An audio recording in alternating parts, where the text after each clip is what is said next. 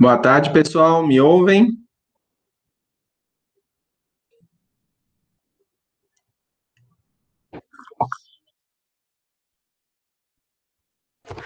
Tentar botar um pouco mais perto aqui, vamos ver se facilita. Eu não tenho microfone, mas melhorou um pouco?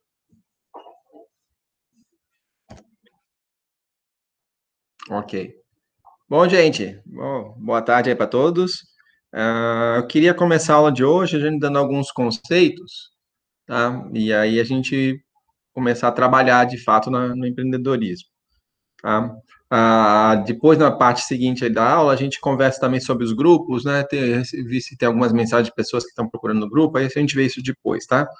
Mas eu queria dar algum rapidinho, né? Bem rapidamente, alguns conceitos importantes. Esse material que eu vou usar é um material que já está compartilhado com vocês lá no Classroom, tá? Coloquei agora para vocês. Então, a primeira é a gestão do século XXI, né? Então, o que mudou na gestão aqui, está com GSP como gestão de projetos, mas isso vale para gestão de projetos, isso vale para qualquer tipo de gestão da empresa, né? Antigamente, grandes empresas tinham o quê? Muito capital, né? Elas tinham, com muito dinheiro, elas podiam fazer planos super elaborados, tinham centros de pesquisas de inovação fantásticos, não? Então, se você pegar uma multinacional aí como uma GE, como uma DuPont, né, eles tinham um centro de pesquisa que bate em qualquer melhor universidade do mundo fácil, tá? Os PhDs, pessoas né, com prêmios Nobel e companhia, trabalhando lá para eles, para pensar em coisas, né, e pesquisar aí coisas mais top do mundo. E eles tinham também muita capacidade de entender o mercado. Vou lançar um novo sabor para um refrigerante. Né, eles gastavam uma fortuna em pesquisas de mercado, iam, né, realmente entrevistar centenas de milhares de pessoas para saber qual era o perfil que elas gostavam, que elas não gostavam, e isso dava o que para elas? Dava o que qualquer empresa gosta de ter: previsibilidade, estabilidade, né, e quanto maior ela é, mais ela controla o mercado. Né? Então, você tinha uma certeza de quanto mais forte você ficava, mais fácil era de você controlar o mercado. Nesse mundo, os líderes buscavam planos, né? Seguir os planos, porque se você seguisse o que estava em cima aí, né, você tinha sucesso. Então, ótimos planos descreviam quais são as melhores escolhas de investimento, o melhor retorno sobre investimento. Né? Eu construo uma fábrica de refrigerante ou aumento a minha distribuição? Né? Eu fabrico mais cerveja ou mais refrigerante? Tá? Será que se eu fabricar água eu vou ganhar dinheiro ou isso vai tirar mercado?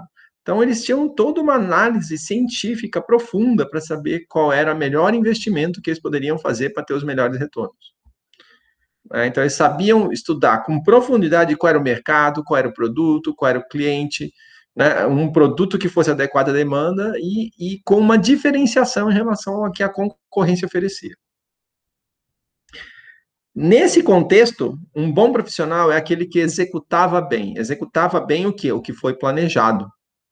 Né? Então, por quê? Porque teve um plano muito bem feito que custou uma fortuna, desenvolvido pelos melhores consultores, né, dizendo que por aqui a sua empresa vai crescer. Né? Nesse mundo, os líderes precisavam ser o que a gente chama de comando e controle. Segue este caminho. Esse é o caminho. Você tem que fazer isso que a gente está pedindo, porque isso foi pensado, isso foi planejado. Não era porque o líder se achava acima dos outros, é porque o líder também estava ali seguindo uma ordem, né, que foi desenhada, né, por um comitê de alto gabarito que entendeu que aquilo era melhor para a empresa. Como é que a gente está no mundo de hoje? Bom, o mundo está mudando muito, muito rápido. Né? A tecnologia, seja a indústria 4.0 para o mundo industrial, né? Seja para a área de tecnologia, inteligência artificial, analytics, o Big Data, estão impactando profundamente tudo o que existe de negócio, de empresa. Não existe uma empresa, do qual ramo for, que não está sendo impactada de alguma forma por todas essas mudanças. A economia está cada dia mais global e instável. A gente viveu um momento aí no início dos anos 2000, né, que foi o momento de maior velocidade de progresso do mundo. Foi um momento que o mundo realmente cresceu, né, como um todo de uma forma bastante previsível e positiva. Né? Essa realidade acabou. Né? E não pelo Covid, já tinha acabado antes. Tá? O mundo hoje, a gente vive numa instabilidade muito grande. A gente não tem previsibilidade tão grande, não tem uma capacidade de na realidade econômica que a gente vive hoje, não conseguimos fazer o que as empresas faziam no passado, de planejar muito bem qual é o mercado, né, qual país vai crescer, etc.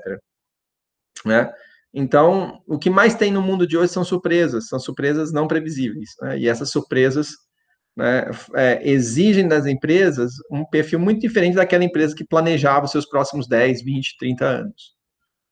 Né? Isso exige das empresas que elas acompanhem o mercado diariamente. Né? Então, que elas saibam diariamente o que está acontecendo, que elas conheçam o cliente de uma forma que nunca antes foi conhecida. Né? Não é só no levantamento dos perfis, né, para desenhar um produto, mas é durante a venda, ao longo do dia a dia. Então, uma empresa hoje, uma grande multinacional, ela tem que estar 100% do tempo monitorando as redes sociais, por exemplo, né? Porque uma notícia lá fake que diga que o produto dela faz mal, causa câncer, alguma coisa, pode acabar com a empresa em pouco tempo. Se ela não reagir muito rapidamente, as pessoas acreditam que se ela não reagiu é porque é verdade. Né? Então, você precisa estar muito conectado com o cliente diariamente, né? E ser capaz de mudar muito rapidamente também. Então, a gente precisa de uma empresas e líderes adaptados para esse mundo da mudança rápida, da mudança constante. O que hoje se usa muito aí é a sigla VUCA, né, que resume o que é o mundo hoje, que ele é volátil, incerto, complexo e ambíguo. Né? Então, aquele mundo... Deixa eu... Tá passando um trator aqui na frente, literalmente. Só um minuto aí, porque...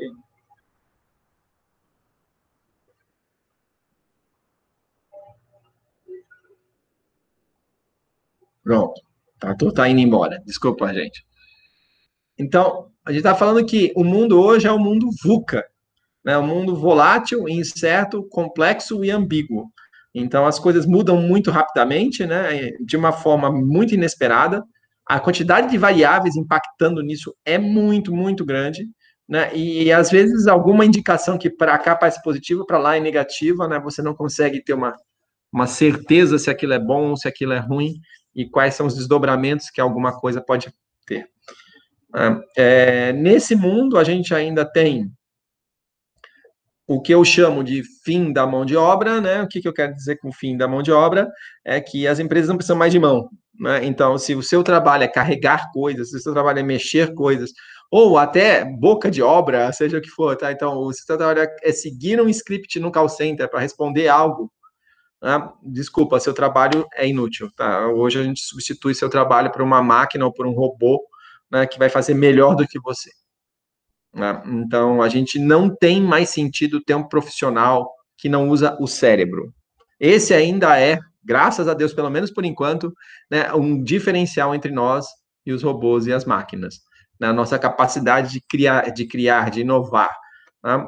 Então, assim, se o funcionário não usa cérebro, ele não é necessário. Um robô vai ser mais eficiente, né? Uma máquina vai ser mais eficiente. Nesse contexto, a gente ainda tem a, a demanda muito forte das novas gerações de buscar propósito. Né? Então, eu não quero simplesmente trabalhar numa empresa, mas eu quero me sentir fazendo algo que tenha um propósito, né? O que é bastante complexo para as empresas, né? Como que elas conseguem mostrar que aquilo tem um propósito, nem sempre é tão trivial. E uma realidade que isso qualquer bom pesquisador aí, pensador, né, da área, né, que não é a minha área específica, mas da área de educação, da área de psicologia, coloca, né, a gente tem um conjunto de jovens que nunca antes esteve tão preparado tecnicamente, então a gente nunca teve uma mão de obra que está entrando no mercado de trabalho tão preparada tecnicamente, com capacidade de várias línguas, com conhecimentos diversos, né, Mas, ao mesmo tempo, nunca antes teve um conjunto de pessoas tão pouco preparadas para enfrentar adversidades.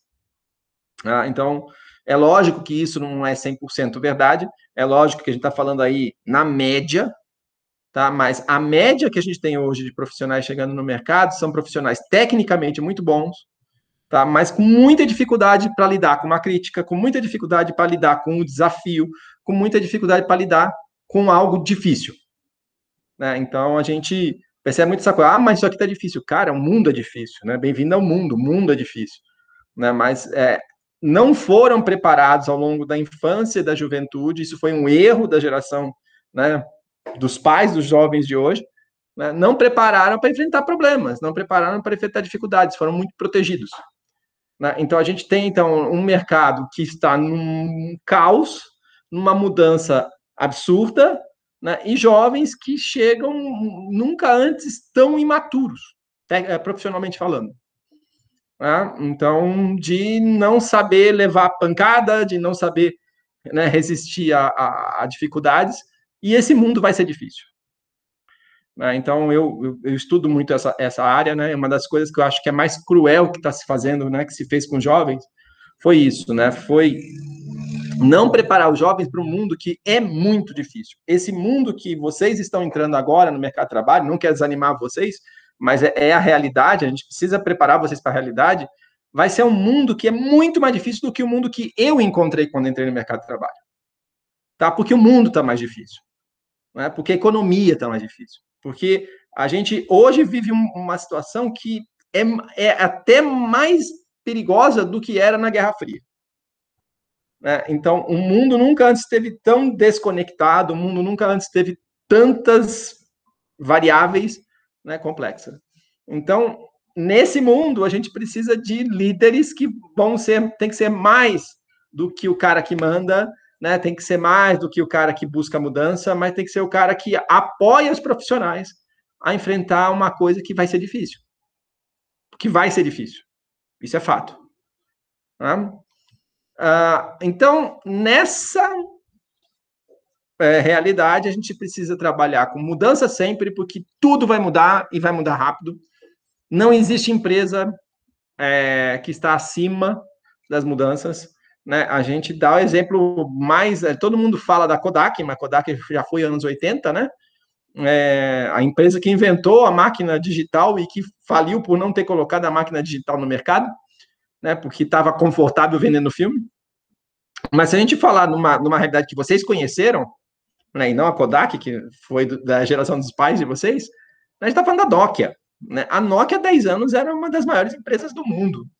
Né? E hoje, o que é a Nokia? Né? Por quê? Porque ela não foi ágil em mudar. Né? Muitos analistas falam que, embora ainda seja a maior empresa do mundo, né, eu não sei se já ainda é, né, mas uma das maiores com certeza, a Apple é uma que desde, né, da morte do Steve Jobs, perdeu muito essa capacidade de inovação. Então, eu não diria que a Apple vai ser uma empresa relevante daqui a 10 anos. Pode ser que ela seja maior, pode ser que ela não exista mais. Essa é a realidade do mundo hoje, é uma realidade de mudança muito rápida. E quem não mudar tão rápido quanto o mundo simplesmente vai deixar de existir. Então, a gente precisa mudar, a gente precisa ser flexível. A gente, quando eu estou falando das empresas, eu estou falando das pessoas. Aquela coisa do profissional que, eu sou atendente de, sei lá, de mesa de escritório, tá? E eu faço só isso. Gente, não tem sentido no mundo desse, tá? Você tem que ser o cara que ajuda a empresa.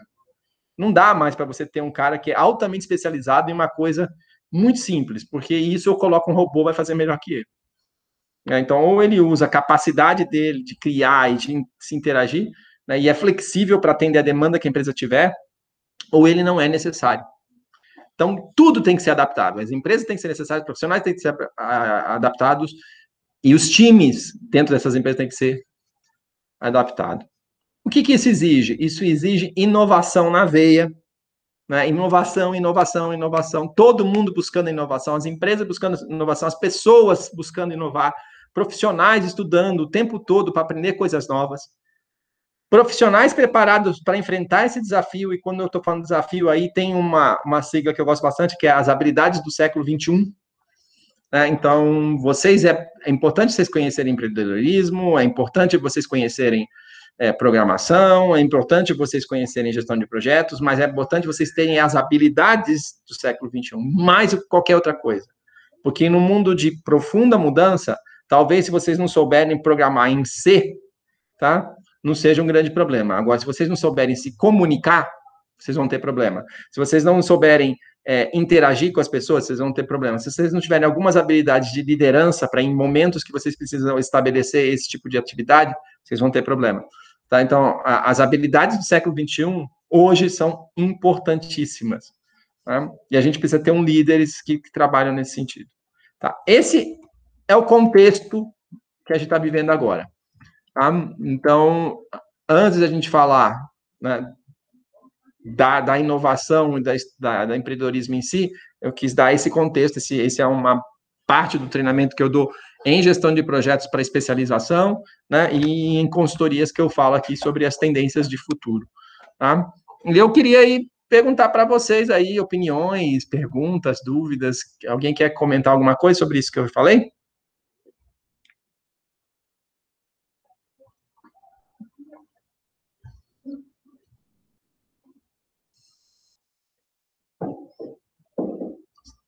Ninguém? Um de cada vez. Vocês estão me ouvindo, né? Ou eu estou falando? Sim.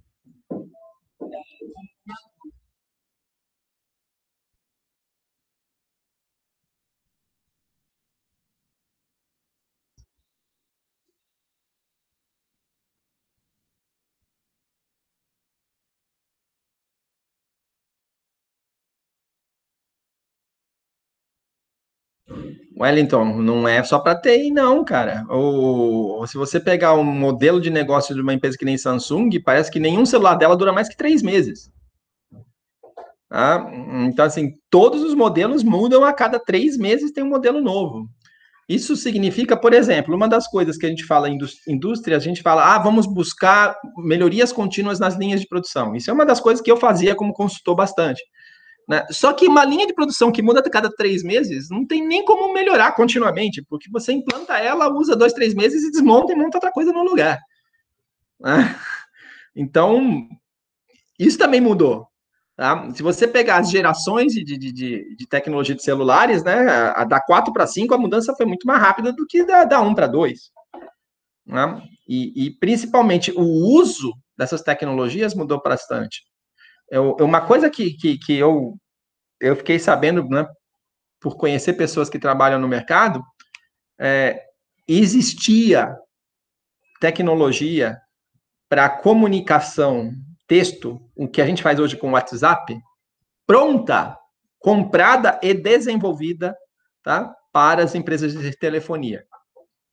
Mas sabe o que aconteceu? As empresas de telefonia não quiseram colocar isso no mercado porque elas iam perder a renda com SMS.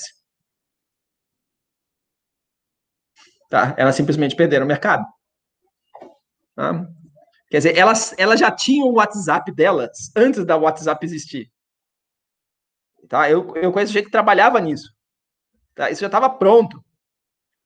Tá? Então, assim, o conceito de inovar não é uma coisa só para TI. Telecom, toda a inovação de TI e telecom está juntas. E tem uma coisa interessante: TI é muito mais ligado só ao mundo do computador, né? Vocês de telecom, vocês têm muito mais a ajudar na indústria. Quando a gente fala indústria 4.0, tem muito mais coisa de telecom do que TI até.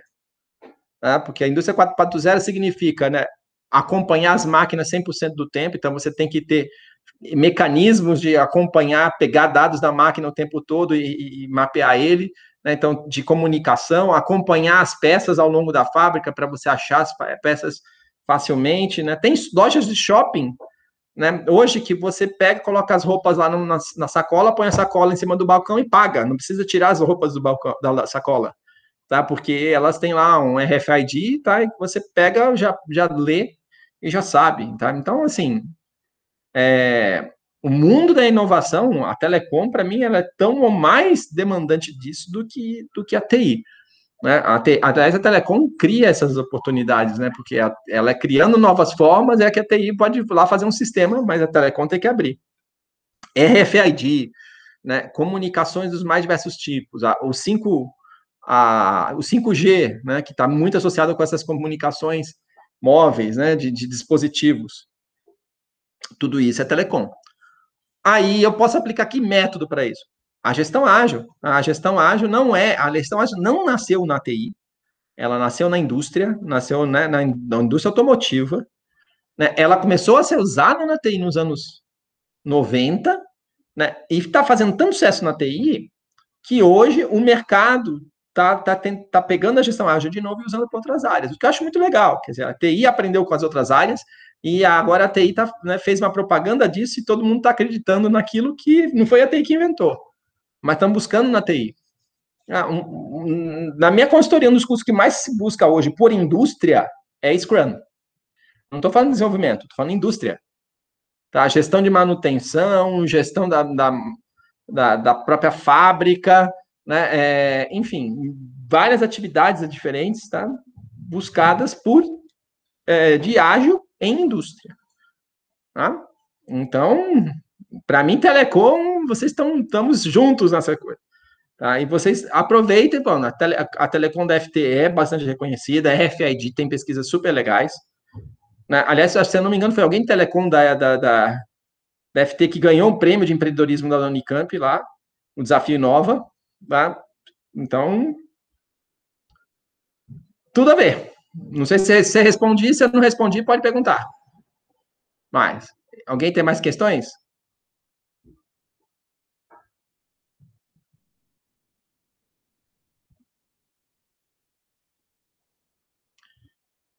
Sim, Henrique, Scrum é a mais usada, principalmente para desenvolvimento de software, mas não só, assim, eu não diria que é o Scrum clássico, tá? É o Scrum com adaptações, customizações para cada empresa. Tem que tomar cuidado, porque tem algumas customizações que simplesmente matam o ágil, tá? Então, quando o pessoal fala adaptado, eu já me arrepio aqui, falo, ai, ai, ai, deixa eu ver o que se adaptou. Né, mas eu gosto muito, né? Isso não é o escopo dessa matéria, da matéria de gestão de projeto, então não posso ficar falando demais, tá? Mas eu gosto muito da metodologia do Spotify. Né? O Spotify ele é mais flexível que o Scrum, né? Ele vê para vários tipos diferentes. Mas Scrum, com certeza, é importante. O Spotify, por exemplo, a maioria das pessoas hoje, né, os times usam a terminologia de Spotify para time, né? Ah, e isso eu estou falando quando tem projeto, tá, Henrique? Então, quando é uma coisa que você pode planejar o que você vai fazer numa próxima semana ou em 15 dias. Quando não é projeto, por exemplo, atendimento ao usuário, manutenção, suporte, aí é o Kanban, a metodologia Kanban, que não é o Kanban do Lean, não é o Kanban da indústria, é o Kanban de ágil. Tá? Então, para ágil, quando é ações contínuas, né, atendimentos contínuos, aí é o Kanban. Então, o Scrum para projetos, né, e Kanban para processos contínuos. Né? Mais perguntas?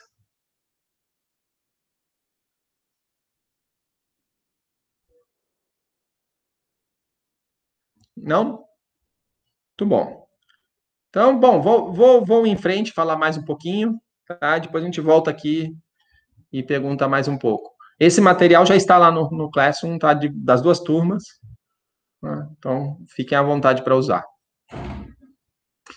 Eu vou falar agora em um pequeno resumo de dos dois maiores nomes da área de empreendedorismo, né, no mundo, que é o Steve Blank e o Eric Ries, tá? Isso aqui tem nos livros deles, né? É um pequeno resumo mesmo, tá? Então, vamos começar pelo Blank, é o mais inicial dos dois aí, né? Então, o que define como startup? Uma organização temporária usada para se encontrar um modelo de negócios escalável e repetível. Então, quando nós falamos de startup, a gente tem essa questão importante aí, que é escalável e repetível. Isso quer dizer o quê? Eu fiz um teste aqui, fiz um joguinho, testei para 5 pessoas, mas eu consigo botar eles para 5 milhões, né, de uma forma viável. Então, eu não preciso ter se 5 pessoas eu conseguir fazer com um profissional, para ter 5 milhões eu não preciso de 1 milhão de profissionais. Isso é o escalável, né? Então você consegue crescer rapidamente sem crescer proporcionalmente os custos. Né? Então o escalável é isso, né? Você consegue um crescimento muito grande de receita sem um crescimento igual de despesa, e é isso que faz sua empresa ter uma alta rentabilidade. Então ela tem que ser escalável para ser startup. Né? Usa essa estratégia de search and pivot, né? Busca um modelo de negócio, se não deu certo, muda, né? Então essa coisa é muito forte, é uma cultura que é importantíssimo vocês entenderem aqui no mundo do empreendedorismo, que é o conceito de nada é bom, tudo é mutável, né? Vocês podem ter gastado, eu estava lendo, inclusive aí, né, um dos textos, o cara falou, pô, fiz 1 milhão de linha de código para jogar fora. Mas foi isso que fez a minha empresa dar certo, né? Porque eu tive coragem de jogar fora, porque eu percebi que não era aquilo que os clientes queriam, né? A startup tem esse conceito de quem acha o modelo são os próprios fundadores, então não é, startup não é uma cara, assim, eu tenho 100 milhões de dólares guardado, deixa eu sonhar, tá, gente? Então eu tenho 100 milhões de dólares guardado, eu vou contratar 3 carinha bons ali da Unicamp, dou dinheiro para eles, fala, cria uma empresa para mim, tá? Não é assim. Tá? Não, quem cria um negócio são os fundadores, são as pessoas que acreditam. Né? Então, tem um alto comprometimento envolvido aí quando a gente está falando de startup. As pessoas que realmente criaram aquela ideia e confiam naquela ideia e querem fazer aquela ideia acontecer. Né? Para fazer isso, eles trabalham com a estratégia do mínimo produto viável, MVP. Né? Então, vocês faz um mínimo, testa no mercado, se deu errado, muda. Se tiver que mudar tudo, muda. Né? Se for uma pequena adaptação, adapta e testa de novo no mercado. Né? Então, é isso, de testa e pivotar, né? Pivotar no sentido de mudar. Né? Todas as métricas e as estratégias são diferentes de uma empresa clássica. Tá? Uma startup não pode trabalhar na mesma visão da empresa clássica. Tá? A visão dela, a análise dela, perfil dela é totalmente diferente. Quando a gente está falando numa startup escalável, né, a gente tem uma empresa que eu não sei quem é meu cliente e eu não sei qual é o meu produto ainda. É isso que a gente está buscando. Tá? Uma empresa que eu não sei quem é meu cliente e eu não sei quem é meu produto. Se você já sabe quem é o seu cliente, né, você não tem uma escalada. Você já sabe que mercado você vai atender, tá? Então, você já está bem direcionado, né? Você vai estudar isso. Vocês aqui, ao longo do semestre, vocês vão pensar, vocês vão criar ainda alguma coisa e pensar quem é o cliente para isso. Né? Se vocês já são contratados por... olha, sei lá, o Enxuto já contratou a gente para fazer um sistema tal. Isso já não é uma startup escalável. Você já tem um cliente, você já está fazendo uma coisa específica para eles. Eu não estou falando que isso não é bom, tá? Olha o que está falando ali em cima. As empresas clássicas, né, que você tem um cliente conhecido, um produto conhecido, são 90% das empresas e 50% dos empregos. Tá? Isso não é ruim. Né? O que eu estou falando é que, quando a gente está falando aqui do mundo da inovação, das startups escaláveis, né, é um mundo muito mais incerto. É um mundo que a gente precisa ainda criar o produto e achar os clientes para esse produto. As escolas clássicas de gestão, elas focam nas empresas grandes, elas ainda estão ensinando aquilo que a gente falou, né, que já não é mais a verdade, de fazer grandes planos. Há 10 anos atrás, o treinamento que eu fiz para empreendedorismo falava em plano de negócios, que tem tudo a ver com aquele planejamento detalhado, né, pesadão. Então, a gente tem que mudar, né? A gente tem que pensar de um jeito diferente, né? Então, mais hands-on, não é uma mini empresa grande, tá? Não é uma empresa grande menor, não. É um jeito diferente de trabalhar, são empresas que pensam diferente, que atuam diferente, se comportam de um jeito diferente, né? Busca coisas novas, né? E entre as estratégias, né, o que o Blank coloca?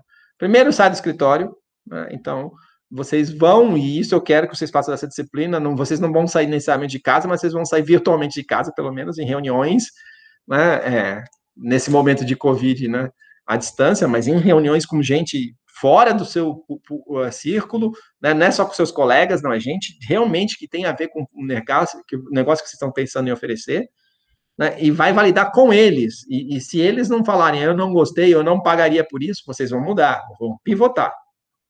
Né? Então, vocês vão fazer o Canvas, que é aquele, né, representação visual do que vocês vão se basear, Né? E se não tiver ok, vão pivotando, tá? Vão pivotando e vocês vão validar o quê? Vão validar com o usuário, com influenciadores, com recomendadores, com quem toma a decisão, enfim, com vários perfis diferentes associados ao produto e serviço que vocês estão pensando em oferecer. Ao final, vocês vão fazer o pitch, não faz sentido eu falar tanto em detalhe aqui, mas né, o nosso vai ser de 5 minutos. Aí, né, tem alguns links aí, né, de como fazer, né? Então, qual é a oportunidade que o mercado o mercado que você vai atuar, qual é a solução que você está oferecendo, qual é o seu diferencial como pessoa, como time, né? E o que você está buscando no pitch, né? Nesse caso, no nosso é um pouquinho diferente, mas num pitch clássico você está indo lá para pedir, eu quero R$ 1 milhão para oferecer 30% da empresa. Isso você deve falar num pitch real. Né? No nosso curso, até para ser mais realista, vocês não vão falar isso porque seria muito fake, muito, né, não daria confiança, porque a gente sabe que não é real que vocês estão fazendo isso nesse primeiro momento. Tá, então vocês estão buscando investidor, fala de uma forma genérica. Agora, num pitch real, vocês falam o que vocês estão buscando, né, e quanto vocês estão oferecendo. Tá, esse é um pequeno resumo aí do Steve Blank, tá? E eu queria voltar aqui para vocês e perguntar se tem alguma dúvida dessa passada rápida aí nas coisas que o Blank defende.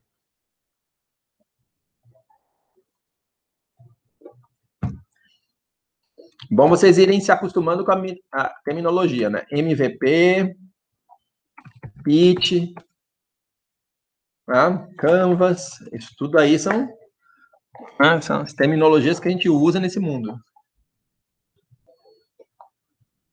Rafael, ótima pergunta, né? Não é uma pergunta fácil, eu não saberia te responder, tá? Tem gente que trabalha especificamente com isso, né? Trabalha especificamente com avaliar os valores da empresa, né? Valuation, que o pessoal chama, né? E dizer quanto que você pode oferecer. Isso depende muito do momento que você está na empresa. Se você está logo no início, normalmente você oferece uma parcela muito grande da empresa por um valor não tão grande assim. Se você já tem mercado, se já tem venda, se já tem um produto, aí você consegue ter força para pedir, né, mais dinheiro para uma parcela menor. De um modo geral, bons investidores não pedem mais do que 30, 40% do teu negócio de jeito nenhum, porque eles sabem que o seu negócio só vai para frente se você, o criador, continuar na frente. Tá? Então, normalmente eles querem que a pessoa que criou siga na frente. Né? Isso tem muito mais chance de dar certo do que comprar a ideia né, e passar para um grupo que não tem a mesma conexão. Tá, mas não é tão simples, tá? Eu espero que a gente tenha algumas palestras aí que vão conversar especificamente sobre isso, né? Temos vários tipos de investimento, investimento anjo, investimento é, seed capital, enfim, né? E entre N outros, tá? Mas não é trivial, né? Não é algo que, por exemplo, se vocês forem buscar, eu recomendaria que vocês pedirem ajuda para alguém especialista nesse tema, especialista em valuation. Então, por exemplo, se vocês estiverem sendo acelerados, a aceleradora certamente vai saber fazer isso com vocês, ajudar vocês nesse sentido, porque ela também tem interesse. Normalmente a aceleradora tem uma pequena parcela, e se vocês venderem, ela também vai ganhar, então ela também tem interesse em fazer isso acontecer. Mais perguntas?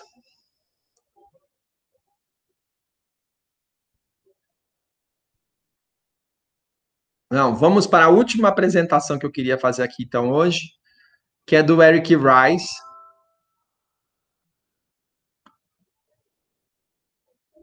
né, que ele falou da startup enxuta. Na verdade, então, ele é um profissional de TI, ele tinha já falido uma empresa, ele criou a IMVU, eu não sei se vocês conhecem, tá? Eu, pessoalmente, não conheço, mas ela trabalha com a realidade virtual, né? É grande, é uma empresa, né, bastante impactante aí no mercado. E o Steve Blank, o que eu acabei de citar, né, na outra apresentação, ele era um investidor. Né? O Eric Rice, inclusive, agradece, né, no livro dele, da Startup Enxuta, o Steve Blank pelos insights que ele deu aí, né, ao longo desse investimento. Né? E aí ele criou o conceito de Lean Startup, né, o Startup Enxuta, mesclando conceitos de Lean da indústria, tá, com os conceitos que já estavam aí um pouquinho mais estabelecidos de startup.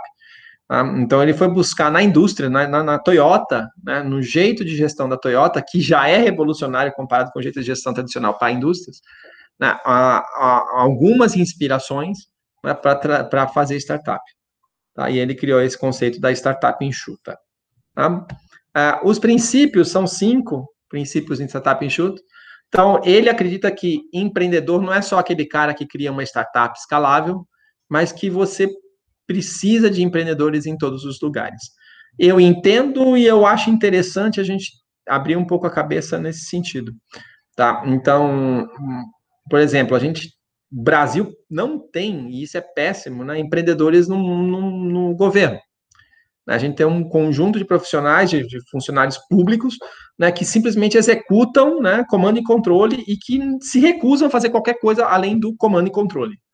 Né? Quer dizer, eles trabalham de um jeito ultrapassado, né, e defendem que esse é o jeito certo de fazer. Né? A gente precisa de pessoas que criem coisas diferentes no governo. A gente precisa de pessoas que inovem no governo, que, né, busquem soluções diferentes no governo. Mas não temos. E isso é péssimo, né? Porque a gente tem um governo extremamente ineficiente e muito pouca perspectiva de melhorar por esse perfil do funcionalismo. As indústrias, as multinacionais, já entenderam, né, que elas precisam de empreendedores. Então, assim, o que é o empreendedor? É aquele cara que está ali dentro e quer fazer. Ele tem uma ideia, por exemplo, eu quero fazer um software, eu quero fazer um celular diferente e eu vou fazer. Ele entende que aquilo ali é um desafio para ele, e ele encara aquilo como uma oportunidade para ele e ele corre atrás. As empresas precisam cada dia mais de gente assim. Não adianta o cara que só obedece ordens. É lógico que existem empresas, né, e o mundo está em transição, que ainda acreditam que o bom profissional é aquele que só segue ordens e não questiona. Tá? Mas essas empresas vão quebrar. Né? Se você está numa empresa dessa, é melhor você sair, porque ela não vai muito longe. Tá? A gente precisa. O que as empresas entenderam é que elas precisam de gente inovadora. Veja, inovadora não quer dizer que ser contra tudo, inovadora não quer dizer, né, ser revolucionária a todo segundo. A gente está falando de pessoas que querem realizar coisas, de pessoas que não estão lá simplesmente para bater ponto, para obedecer ordens, mas querem fazer algo. Né? Elas se sentem felizes quando elas conseguem realizar uma ideia. Tá? Então, as grandes multinacionais estão criando startups internas, né, grupos ali com cultura diferentes, com perfis diferentes, ela até faz aquelas pinturinhas mais típicas de startups, paredinhas coloridas, né, gestão visual em tudo quanto é canto, né, para dar essa cultura, elas estão tentando, não está dando tão certo, tá? E não está dando tão certo porque, por mais que você crie uma casca de inovação, né, se você tem por trás um conjunto de regras e normas pesadíssimo, e empresas multinacionais, quanto maior, mais regras e normas tem, dificilmente ela consegue inovar, né?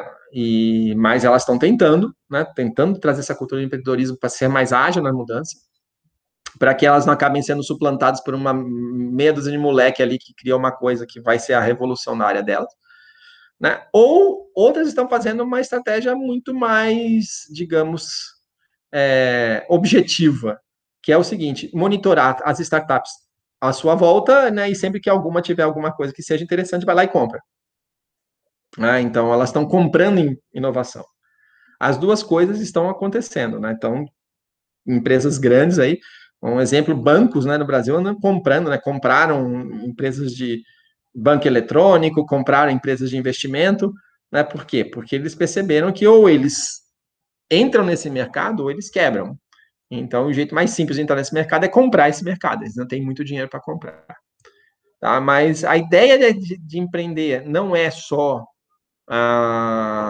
criar uma startup, é importantíssimo. Existe empreendedorismo social, né? E existe empreendedorismo nas mais diversas formas. Então, quando a gente está falando disso, a gente está falando de pessoas que têm vontade de criar algo, têm vontade de dizer, isso fui eu que fiz. Né? Então, o papel de empreendedor é um papel importantíssimo, e o Eric Rice, inclusive, defende que as empresas deveriam ter esse cargo. Né? Então, profissionais são contratados para ser empreendedores. O Rice bate muito na tecla que empreender é administrar. Então, empreender não é um produto. Né? Uma startup não é um produto. Né? Ela é uma forma de gerir. Né? Então, você tem um jeito diferente, né, de criar algo, testar algo num contexto de muita incerteza. Então, você vai criar algo num contexto que você não sabe o que é. Né? Então, quando a uma empresa, a Apple criou um iPhone, ela não tinha certeza como é que era o mercado, ela estava criando um mercado, né? E ela não tinha como se basear em outras coisas porque não tinham coisas parecidas, né? Então ela precisou inovar, testar e ir mudando e percebendo as coisas, né, para conseguir dominar esse mercado. Né? Eu tenho que aprender e validar, então eu testo algo, experimento algo, se não der certo eu mudo, né? Então eu preciso aprender e eu só aprendo testando com quem de fato vai usar o meu produto ou serviço, o cliente. Então você não vai testar isso conversando no seu grupo falando isso é legal. Você vai testar isso quando você falar com 10 empresas que seriam seus clientes, ela fala, eu compraria esse sistema, eu compraria essa solução. Né? Dentro disso está aí o contexto do construir, medir, aprender. Né? Então, faz algo, testa, aprende, faz algo, testa, aprende. Né? O fazer algo é importante, por isso que eu insisti com vocês desde o primeiro momento, né, que o projeto de vocês tenha no mínimo um MVP, né, que vocês façam um MVP, que implementem alguma coisa, né, um protótipo físico, um protótipo técnico. Né, pessoal de telecom, né, a gente já teve alguns protótipos aí, por exemplo, de ferramentas para acompanhar, né, o andamento de coisas, posicionamento, né, super interessantes, né? Então, tem como fazer pequenos protótipos, baratos, simples, mas mostrando que vocês são capazes de fazer. E tem ainda a contabilidade para inovação, né, que a empresa tem que ser medida de um jeito diferente. Quer dizer, não adianta eu falar, olha, eu tenho um projeto com um cronograma de 100 linhas, dizendo o que eu tenho que fazer para ser uma startup de sucesso, eu já estou na linha 85, então só falta 15 para nós sermos um unicórnio. Isso é uma grande besteira. Né? Você pode ter feito um cronograma de 100 linhas e na 10ª descobrir que aquilo está um lixo, que a tua ideia não se presta, e jogar fora e ir para outra linha. É muito mais negócio isso, né, do que você insistir e falar, eu estou terminando meu cronograma, isso quer dizer que eu vou sucesso. Ninguém tem certeza. O mundo da startup é um mundo da extrema incerteza. Tá? Então, se você se basear nos planos, tá, você tá perdendo tempo. Tá? Você vai ter progressos quando você conseguir vender o seu produto, quando você conseguir clientes reais que investiram no seu produto, mesmo que seja pouco, mas que investiram. Então, você provar que o seu produto é vendável, que o seu produto, né, as pessoas pagam por ele. Porque as startups fracassam pelo RISE, por 2 pontos aqui que ele coloca. O primeiro, puxa, olha, eu tenho uma ideia sensacional, esse produto aqui vai bombar, nunca ninguém pensou nisso, né? Então, cara, o negócio é fazer esse produto. Se esse produto estiver no mercado, a gente vai ficar rico. Isso é um grande motivo de fracasso. Então, paixão por um plano, por uma tecnologia, por um produto. Né? O que vocês têm que fazer é testar mercado. Né? Testar. Então, eu planejei isso. Testou? Alguém comprou? Não, então é um lixo, cara. Então a gente não validou nada. Tá? Se você não testou, não rodou, não tem alguém que falou legal, eu compraria isso, não serve para nada. Pô, mas é uma coisa inovadora. Mas será que o mercado compra? Você vai se surpreender, né? Como às vezes uma ideia que parece fantástica, ninguém está afim de comprar. Às vezes não é o momento, né? Tem casos interessantíssimos no mercado de ideias que foram bem feitas, né? Mas no momento errado. Né? E 20 anos depois, alguém criou a mesma coisa e ficou rico. Então, assim, o mercado está preparado, né? Você sabe vender aquilo. Tá? Então, não adianta ter um bom plano, uma boa estratégia, uma pesquisa de mercado que diz que aquilo é o negócio. Testa. Tá? E já que a gente falou que a administração clássica, aquela visão clássica nos MBAs da vida não funciona, muitas pessoas falam, então a solução é não ter plano nenhum, vamos para a luta, vamos sair fazendo e o que der certo, deu certo. Isso também é um grande motivo de fracasso, quer dizer, a solução não é o caos. Não adianta também. Isso eu vejo também na própria gestão de TI, né? Tem muita gente que fala, como a gestão clássica não funciona, deixa cada um fazer do jeito que quiser. Né? Isso torna uma empresa completamente ingerenciável, né? Você começa a fazer porcaria, teu cliente fica insatisfeito, tua empresa acaba quebrando. A solução não é o caos, não é o clássico. A solução não é o que era, mas também não é não ter plano nenhum, não é não ter negócio nenhum, né? Não é não ter direção nenhuma, né? Existem formas, né? E o que um livro como Statati Schuta define é, ó, faça desse jeito, porque isso é um jeito que as empresas que deram certo, né, seguiram e funcionam. Não é um jeito detalhado como é na gestão clássica, mas é um framework, né, que te diz, ó, esse tipo de sequência é importante. Vamos lá. Perguntas?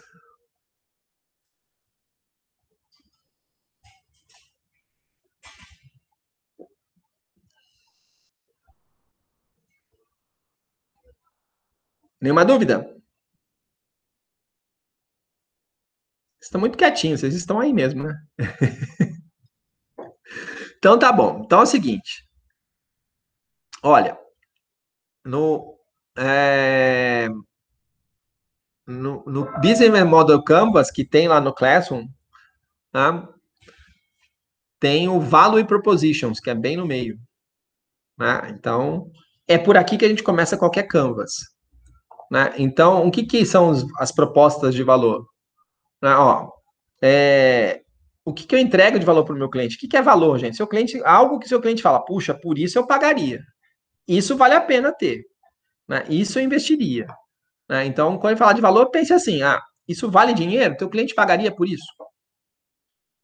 Então, o que vocês entregam? Vocês podem entregar diversão num jogo, vocês podem entregar é, solução tecnológica para uma indústria, vocês podem entregar é, organização do dia a dia na residência, enfim, vocês podem entregar um milhão de coisas diferentes. Mas o teu cliente tem que falar, isso vale a pena, né, para mim. Isso me ajuda, isso resolve um problema. Como eu falei, né, na banca anterior, que colocaram muito forte. Quando você ajuda alguém a resolver uma coisa, legal. Quando você resolve uma dor que já incomoda aquela pessoa, isso sim é uma ótima proposta. Quer dizer, então assim, tem algo que todo mundo fala, puxa, isso aqui é horrível, né? Puxa, se tivesse um jeito de fazer isso melhor, se você conseguir identificar isso e propor algo nesse sentido, aí você tem um bom negócio na mão. Mas se você falar, isso era legal tiver. Se é legal ter, né? É a mesma coisa que a menininha achar que o cara é legal, né? Eu me lembro até hoje, tem um trauma aqui de juventude, né? De uma ex-namorada que falou: você é um cara legal. Então, se você é um cara legal, significa. Se você é um cara legal, mas não tô afim de você, né? Então, assim, uma coisa que é legal, né, é muito pouco, né? Agora, se você falar, puxa, isso aqui resolve um problema, né? Isso aqui, né, resolve uma dor. Essa coisa é uma coisa que, puxa, quanto tempo eu busco uma solução? Se vocês acharem algo nesse sentido, aí sim vocês realmente têm uma proposta legal, tá? Algo que realmente que tem muita chance de dar certo, né? Então identificar quem é o problema, como você está ajudando a resolver esse problema. É... Ó, se você tem segmentos diferentes de cliente, quando você pega, o que que um Facebook faz? Ele tem dois clientes, né? Tem você, usuário, né, que está lá para se divertir, para interagir, né? E tem a empresa que está por trás, né, que está preocupada ali em saber para quem oferecer o produto dela, né, de tal forma que ela vai vender com maior certeza. Né? Então, o marketing por trás está preocupado, é outro cliente. Ele tem dois clientes diferentes. Então, para um, eles têm que manter fiéis, tem que manter eles o máximo possível na plataforma. Quanto mais estiver na plataforma, mais eles conhecem aquele cliente e mais eles conseguem acertar na oferta de algo para eles. Né? E para o outro, eles têm que ter uma ferramenta que seja simples de vender, que seja eficiente na venda, etc. Né? Então, são dois clientes diferentes. O iFood, né? Você pegar qualquer empresa aí de alimentação, de entrega, vocês têm ali tem três tipos de usuários ali. Né? Tem a pessoa que pede a comida, tem o restaurante, que você tem que conseguir convencer ele a colocar, né, os produtos dele na sua plataforma, e tem o próprio entregador. Né? Então, se o entregador não estiver disposto, né, você não tem quem entregue. Então, você tem que atender os três. Os três têm que ver valor no que você está oferecendo. Né? Então, entender o que você vai, que necessidades você está satisfazendo. Algumas características das proposições de valor, tá ali, ó. novidade, né? O quanto que ele é novo, né? O quanto que é diferente do que já tem aí. Porque vocês vão oferecer algo que outras empresas já têm, não tem problema nenhum. Tá? A gente não está falando de pesquisa acadêmica aqui. Pode ser que você fale, olha, lá na Austrália já tem isso aqui, é super legal. No Brasil ninguém lançou. Ótimo, isso pode ser uma startup. Tá? Mas no Brasil já tem 3 startups que trabalham exatamente o mesmo negócio que vocês. Gente, se já tem 3, dificilmente você vai conseguir decolar, salvo se você tem um diferencial que elas não têm. Né? Então, ou que de performance, né? Então, o quanto que você é rápido, é eficiente, né? Para conseguir dar um retorno sobre isso. Né? O quanto é customizável, o quanto ele se adapta a cada cliente. Né? Aqui entra uma coisa importantíssima que vocês da área de tecnologia têm que dominar e têm que pensar em usar, que é IA. Né? Que problemas vocês resolvem, né? O que a gente usa aí a expressão getting the job done, né? Que trabalho vocês resolvem para o cliente? Ó, puxa, antes ele precisava fazer tal e tal coisa para conseguir formalizar uma venda para um cliente. Agora ele dá um clique no nosso botão e a venda está formalizada. Isso é o que vocês entregam de trabalho pronto para eles, né? Vocês têm um diferencial de design, vocês têm um diferencial de marca, vocês têm um diferencial de preço. Ah, isso já tem no mercado, mas é caríssimo. O nosso vai ser super simples, super barato. Né? Vocês diminuem um custo ou diminuem um risco, né, que o seu cliente tem hoje. Vocês têm diferencial de acessibilidade. Ó, uma coisa eu vou contar para vocês. Eu fico muito feliz quando eu vejo certas coisas na TV e eu falo, tem alunos meus que já propuseram isso há anos atrás. Né? Tem uma empresa dessas que ficam fazendo propaganda de produtos na TV, né, gerais, que está falando muito num celular para idosos, tá? Com botões maiores, etc. Tá, isso foi proposto por um aluno nosso há 5, 6 anos atrás. Né? Então, um celular que tivesse uma interface mais simples, né, para idosos. Tá? Então, isso é uma questão de acessibilidade. Né? O quanto é conveniência, o quanto é usável, enfim, são características, né, de uma proposta de valor. O que eu queria que vocês fizessem para começar a brincadeira vamos gastar aqui 20 minutos, 25 minutos, 20 minutos, vai. São 3 horas, ponto, 3h20, né? Vocês voltam e eu quero conversar com cada grupo e vocês me dão uma primeira ou 2, 3 ideias de valor que vocês tenham proposto. Gente, não se preocupem, né? Pensem, né? Pensem do que vocês são capazes, né? Então não adianta você propor um negócio que você não tem o menor domínio, porque vocês têm que construir um MVP e vocês vão ter que convencer a banca que vocês são capazes de fazer isso. Né? Da experiência que vocês têm, do conhecimento que vocês têm, do know-how que vocês têm, né? De ideias, né? Para vocês propor para uma proposição de valor interessante. Então, eu queria que vocês, se os grupos já fecharam, usa esses 20 minutos para refinar isso, né? Os grupos que ainda não pensaram nisso, vamos usar. Eu queria realmente, né, que vocês usassem o horário da disciplina para fazer isso, porque eu sei que, né, ainda mais nesse tempo de pandemia, é muito difícil, né, para todo mundo se organizar. Então, vamos usar parte do tempo aqui da disciplina para vocês andarem com o projeto.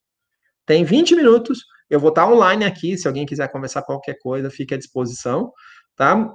Mas para os grupos se organizarem, separem num grupo de WhatsApp para cada grupo, alguma coisa assim, para vocês discutirem isso aqui, né? Que proposta de valor vocês vão ter, né? Que coisas vocês vão propor? Que ideias, que soluções, que dores vocês vão resolver dos clientes? Combinado? Né? Então, é isso. Bom, aqui, ó, só sobre grupos. Ô, Rafael, eu tô olhando aqui, ó. Restaurante entregando não seria fornecedor do iFood, são clientes. Eles também usam o iFood, tá? Então, o iFood também tem que se preocupar com eles. O iFood não compra deles. O iFood, né? Se eles não quiserem, eles não. Na verdade, o iFood faz serviço para os 3, tá? Ah, quem está sem grupo, o Matheus está aqui sem grupo. Mais alguém? Luiz Gustavo, Matheus. Olha, eu tô olhando, deixa eu olhar. Vocês dois são Luiz Gustavo, Matheus Wellington. Mais alguém?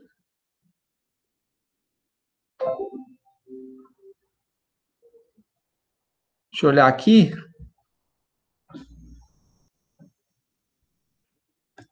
Aqui tem alguns grupos. E aqui tem alguns grupos também. Nas duas turmas já tem grupos. Olha, vocês aí já se organizaram, é isso?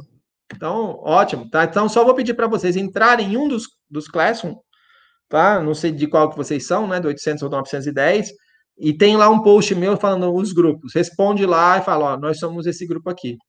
Aí, todos que estavam sem grupo já se organizaram aí?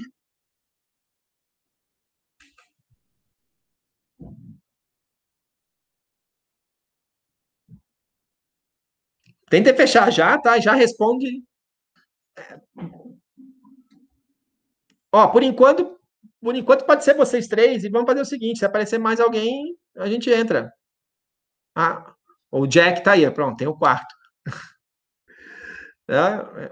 Mas vamos criar um grupo já vocês, tá? Se vocês quiserem, já coloca no Classroom lá.